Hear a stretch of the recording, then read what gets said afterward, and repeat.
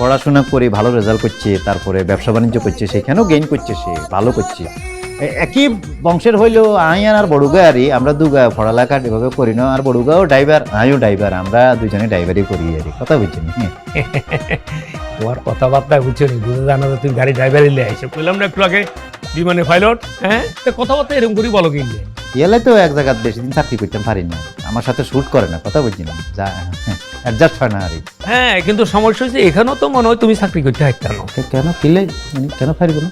আরে সলমি হলো আর আত্মীয়, তার মানে লতা পাতা তুই তো আর আত্মীয়, কোন আত্মীয় মানুষ হই তুই আর এখানে ড্রাইভারি করবা কেন? না ভাইসা, এটা মনে করেন যে এটালে আপনি কোনো ধরনের চিন্তা করিয়েন না। সম্পর্কর জায়গা, রিলেশনের জায়গা থাকবে, কিন্তু কাজের জায়গা আমি ড্রাইভার, আপনি মালিক, এটা হচ্ছে বড় জিনিস। এইখানে কোনো গন্ডগোল যদি হয় তখন এটার প্রশ্ন আসবে। আমি আপনার এই জায়গায়, আপনার ইজ্জত আপনার কাছে, আমি আমার কাছে। আচ্ছা ঠিক আছে, এটা যদি তুমি মেনটেন করতে পারো আমার কোনো অসুবিধা নাই। তো এখন বলো কত দিমু? এই কথা বলি আমার লজ্জা দিয়ে না, আমি সেই ছেলেই না যে আমি শুন আমি চাই টিয়াটা নিমু। আমি কেন বলবো আপনি, আপনি আন্দাজ করে আপনি দিয়ে দিয়ে না, আপনি আমার যা দিতে চান। আরে তোমার বললাম না, লতা ফাতা তো তুমি আর আত্মীয়র মতো। হ্যাঁ, আপনি আর বেশি ওলা।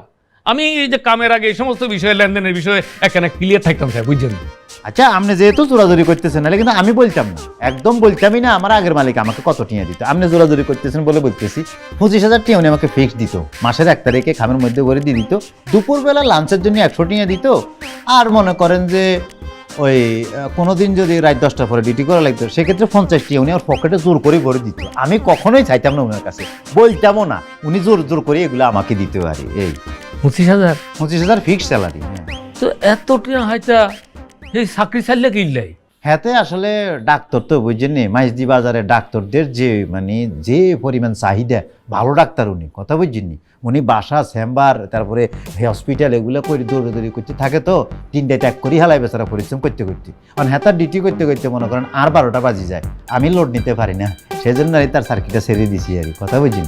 আচ্ছা ভালো কথা, আমাদের ড্রাইভার লাগবে, কিন্তু তুমি কার কাছে উনছো? এটা কোনো কথা বলছেন নি আপনি? আপনার বাড়িতে কি হয় না হয় ঢাকার এই খবর চলে যায় না নোয়াখালীতে?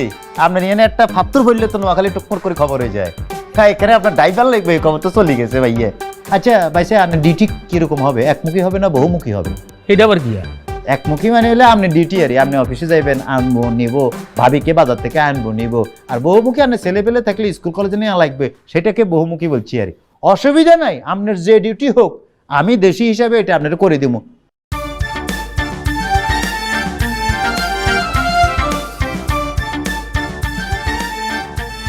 আসসালামু আলাইকুম ভাবি, কেমন আছেন? কার নাকি হেতি কে? আর এইটি ঘরে আর কি কি করে? আমাদের